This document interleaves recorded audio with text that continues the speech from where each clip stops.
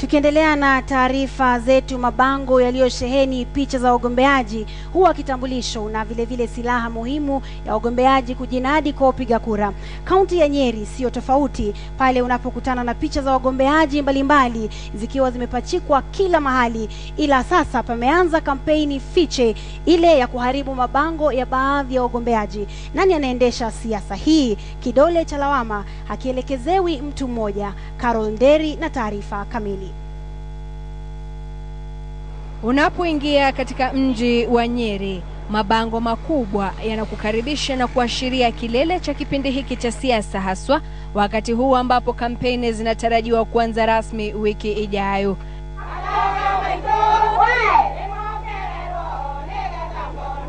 Lakini ukirusha jicho kwenye mabango haya, yameharibiwa aidha kwa kukatakatwa na kuraruliwa, na kwa vile yako mbali kwa kimo, inakisiwa kuwa wahuni wanarusha mawe kwa minajili ya kutoboa mashimo.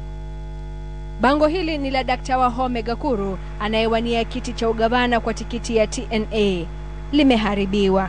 My candidature is peaceful, it is humble, and it is respectful of everybody, whether they are in a different camp from mine, and that is the way we want to go forward. Hili la Mutahi Kagwe anayenuia kuwa seneta wa Nyeri iwapo atawashinda wapinzani wake Chris Murungaru na Ephraim Maina limeharibiwa. And it is good for us to ask ourselves, what kind of people are doing this? Who are they? Sawia na la Ephraim Maina. We should actually conduct peaceful campaign of decency and let nobody try to be clever. Wote wakilalamikia njama fiche zinazotumika.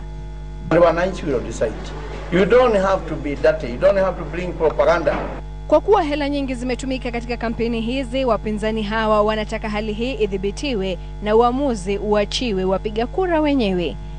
Haya yanajiri wakati ambapo kundi moja la mazingira limefikisha IEBC mahakamani kwa kushindwa kudhibiti hali ya mabango kuchafua mazingira.